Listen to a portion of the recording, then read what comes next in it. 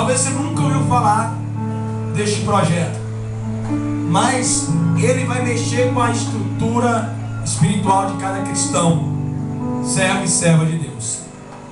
Amém?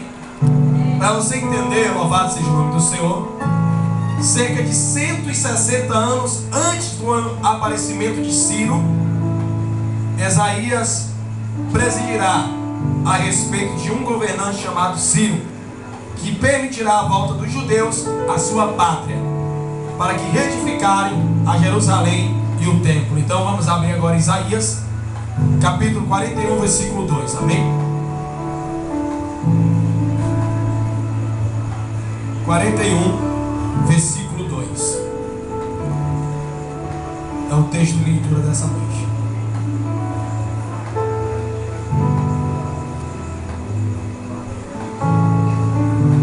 Quem achou, diga amém. Diz assim: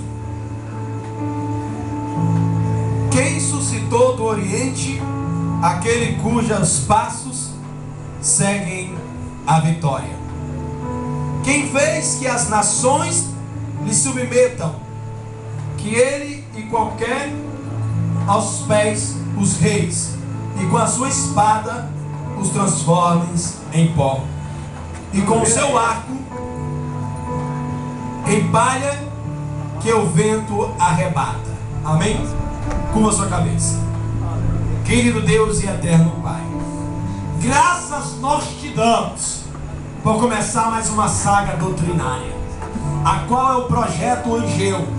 E para eles entender o projeto Angeu, nós temos que estudar a base sobre o rei Ciro, a qual o profeta, louvado seja o nome do Senhor, Isaías, predisse a respeito de um governante, aleluia, que se seria chamado Ciro, a qual, aleluia, ele permitiria a volta dos judeus à sua pátria, a qual estavam, louvado seja o nome do Senhor, presos, cativos em uma terra a qual não lhe pertencia.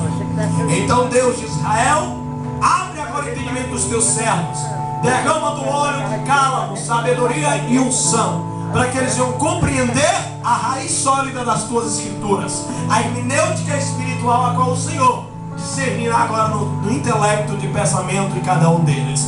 Não só os daqui, mas os quais nos acompanharão também em casa, pelo canal Conexão Verdade, a qual a igreja tem no YouTube. E abençoa todos nessa noite, e que a paz do Senhor, que excede todo entendimento, esteja comigo e contigo, os que estão em casa, e que todos digam amém. Bata uma salva de palmas para o Senhor Jesus. Oh glória. Amém, irmãos? Por fim, hoje começamos mais uma base doutrinária, o projeto Angeu, mediante o Espírito Santo de Deus que despertou, louvado seja Deus, o coração de alguns de seu povo para voltarem à sua pátria. Você deve estar meio perdido ainda. Mas como assim, pastor, voltar em sua pátria? Primeiro, eu sou brasileiro. A minha pátria é o Brasil. Se eu sair do Brasil e ir para a Colômbia, ou Paraguai, ou Argentina, ou Venezuela, eu estou longe da minha pátria. Porque a minha pátria é o lugar onde eu nasci, é o país onde eu, aleluia, me encontro como cidadão, a qual, por título de uma identidade, a qual a nacionalidade é brasileira. Então os judeus, a qual habitavam na sua cidade, na sua pátria, eles estavam numa pátria a qual não era deles. E para entender melhor, peço que vos abra agora em Esdras, capítulo 1, versículo 5, versículo do 1 ao 5, para nós entendermos melhor. Livro de Esdras, capítulo 1, versículo 1 ao 5. Toda honra e glória seja dada ao nosso Senhor e Salvador Jesus. Amém, irmãos? Esdras, capítulo 1, versículo 1 ao 5. É paralelo com Crônicas, amém, irmãos? Do 1 ao 5. Capítulo 1, versículo 1 ao 5. Leia. No primeiro ano de Ciro, rei da Pérsia, para que se cumprisse a palavra do Senhor, por boca de Jeremias, despertou o Senhor o espírito de Ciro, rei da Pérsia, o qual fez passar pregão por todo o seu reino, como também por escrito, dizendo: Assim diz Ciro, rei da Pérsia, o Senhor Deus dos céus, me deu todos os reinos da terra, e ele me encarregou de lhe edificar uma casa em Jerusalém, que é em Judá. Quem há entre vós de todo o seu povo, seja seu Deus com ele. E suba a Jerusalém, que é em Judá, e edifique a casa do Senhor, Deus de Israel, e ele é o Deus que habita em Jerusalém. E todo aquele que ficar em alguns lugares em que andar peregrinando, os homens de seu lugar o ajudarão com prata, e com ouro, e com fazenda, e com gados, afora as dádivas voluntárias, para a casa do Senhor que habita em Jerusalém. Então se levantaram os chefes dos pais de Judá e Benjamim, e os sacerdotes e os levitas, com todos aqueles cujo Espírito de Deus despertou, para subirema edificar a casa do Senhor que está em Jerusalém. Então, aleluia, nós vemos que o Ciro, o rei, ele era de qual nacionalidade? Persa. Ele era um rei persa, a qual o próprio Deus constituiu como um líder, porque todos os governos estão sob o domínio do nosso Deus, para que? Trazer ao povo até Jerusalém, em Judá, para reconstruir a casa do Senhor. Agora vamos para Isaías, capítulo 44, versículo 26 a 28, para você entender melhor. Livro do profeta messiânico Isaías, capítulo 44, versículo 26 a 28. Sou eu quem confirma a palavra do seu servo e cumpre o conselho dos seus mensageiros.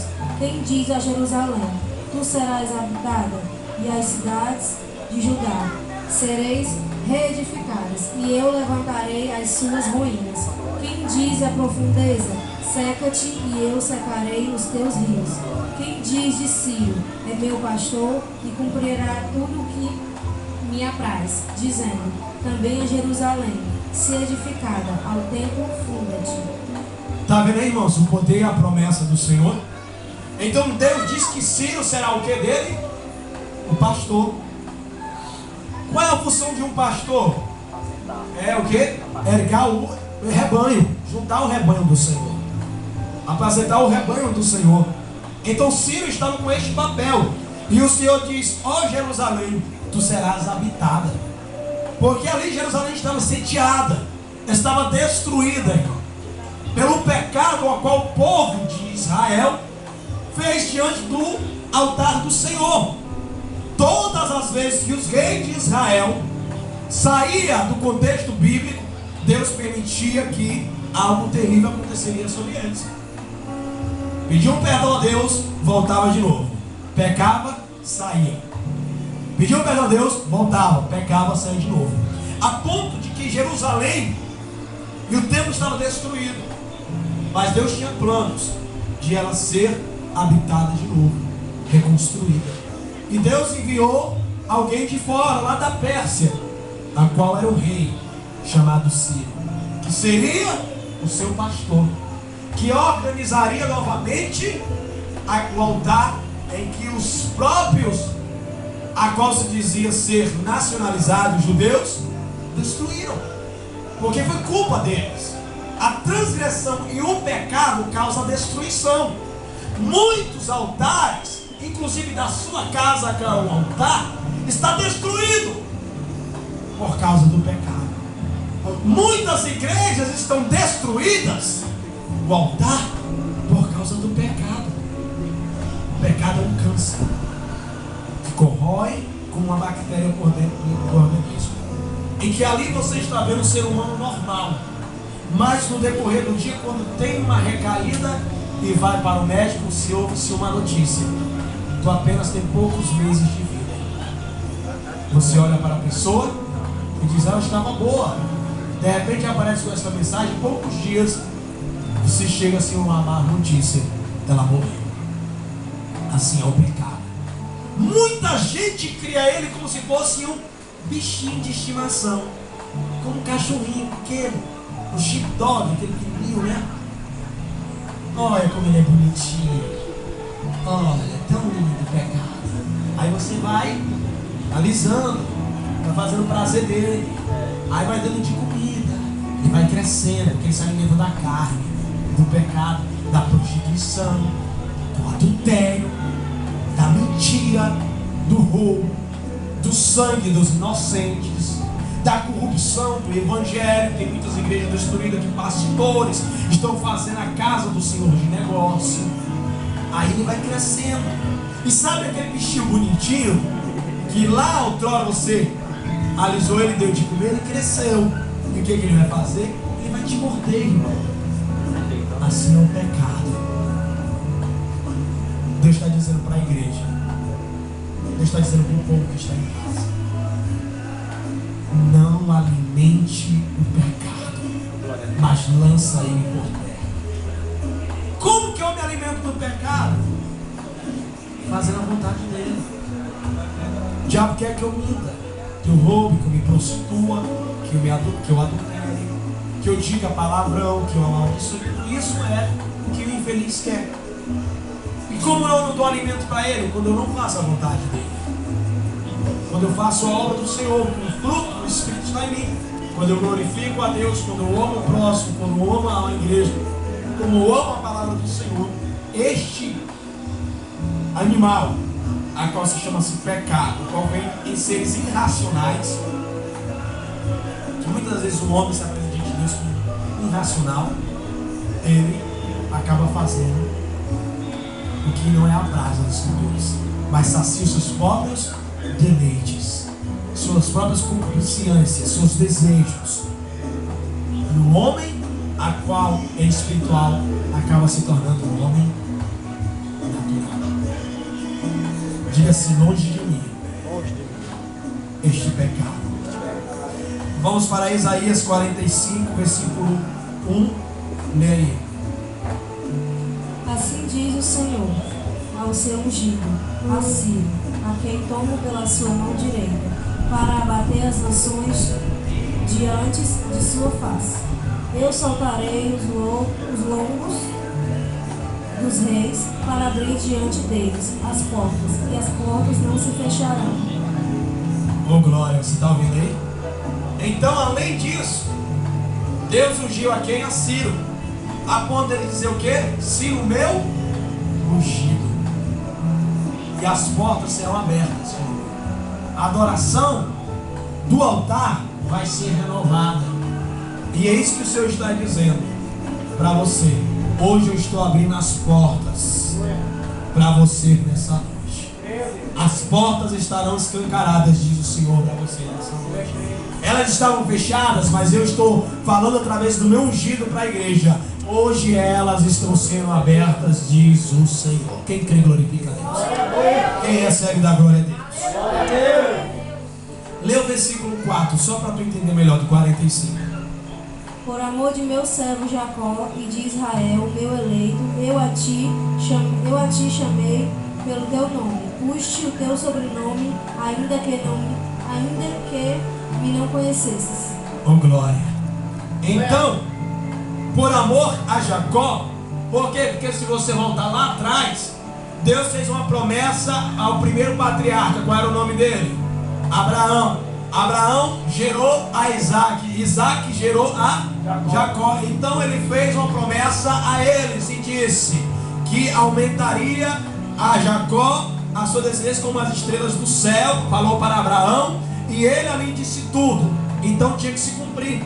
Jerusalém seria a capital do mundo, que a ela viria o Messias, sairia do meio dele.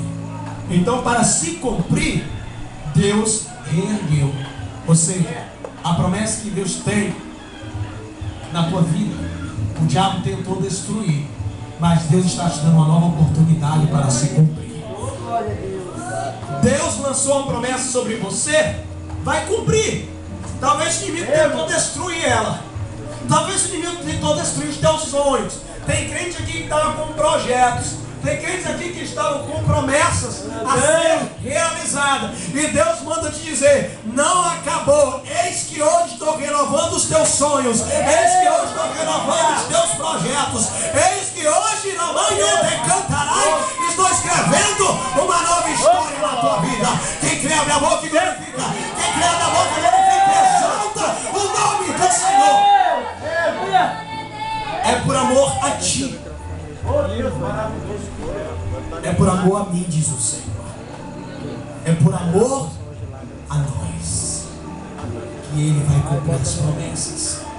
Queira o diabo ou não, Deus vai salvar minha família. Deus vai salvar a tua família. Queira o diabo ou não, existe uma promessa sim, em que Ele não pode roubar. Qual é, pastor? Crer no Senhor Jesus e será salvo tu e tua casa. Quantos creem no Senhor aqui? Quantos creem que Deus vai salvar a tua família? Quantos creem que Deus vai salvar os teus filhos? Quantos creem que Deus vai salvar a tua parentela? Abre a boca e dá glória para Jesus.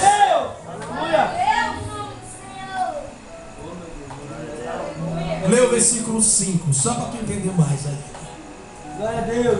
Eu sou o Senhor e não há outro. Fora de mim não há Deus. Eu te cingirei, ainda que tu me não conheças. Oh, glória! Só que Deus está te dizendo agora: ei, eu sou o Senhor e não há outro. Em outras palavras, eu sou o único que pode mudar o quadro da tua vida. Eu creio, Jesus. Não há outro Deus além de mim. Aleluia. Porque é eu que tenho o poder de mudar o quadro da tua vida. E como prova disso, na parte do versículo ele diz: olha aí, lê aí. Ah não, a parte B, onde? Eu te cingirei, ainda que tu não me conheças. Aí, eu te cingirei, ainda que tu não me conheças. Tem crente aqui que não pode conhecer a Deus, mas ele está te cingindo nessa noite. Deus. Oh, glória, Jesus. Como pastor que eu não conheço a Deus? Se tu conhecesse, tu não estava com cara de derrotado, meu irmão.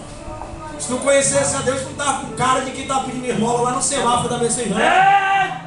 Tu estava com cara de quem está alegre, marchando no Espírito, louvando e agradecendo ao Senhor. Mas sabe o que Deus está te dizendo? Ei, tu não pode me conhecer não, mas eu te conheço. Eu te conheço desde o ventre da tua mãe. E eu estou te exigindo agora o jogo. Então receba de Deus o renovo. Receba de Deus agora a restauração. Receba de Deus agora a fé, a cura, a libertação. Quem quer, abre a boca e dá um glória para Jesus.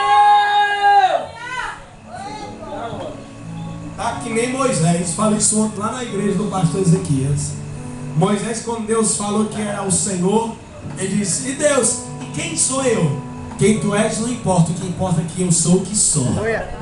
Então quem é ele, você não importa. O que importa é que ele cresça e que nós diminua. O que importa é que ele apareça e que nós desapareça e se constranja pela sua glória. Quem crê que Deus é Deus, quem crê que Deus é o Senhor, abre a boca e dá glória para Jesus. Isso é só para tu entender. Quer mais uma chave? Vamos para o versículo 13 do 45. Eu despertei em justiça, e todos os seus caminhos endireitarei. Olha aí. Eu despertei em justiça. Tradução: Deus despertou para a tua causa nessa noite. Lembra da palavra lá do início do culto? Da juíza do juiz, que a viuvinha estava perto do bandido para julgar essa causa. Deus está dizendo: eu despertei pela tua causa nessa noite. E eu estou endireitando agora os teus caminhos tortos. Ah, pastor, mas diz o mundo que pau que nasce torto seguirei. Diz o mundo, mas o meu Deus diz: eu sou o carpinteiro chamado Jesus de Nazaré. Quem crê que ele molda aí, abre a boca da glória. Quem crê que ele molda, transforma, polda, restaura, glorifica o nome dele.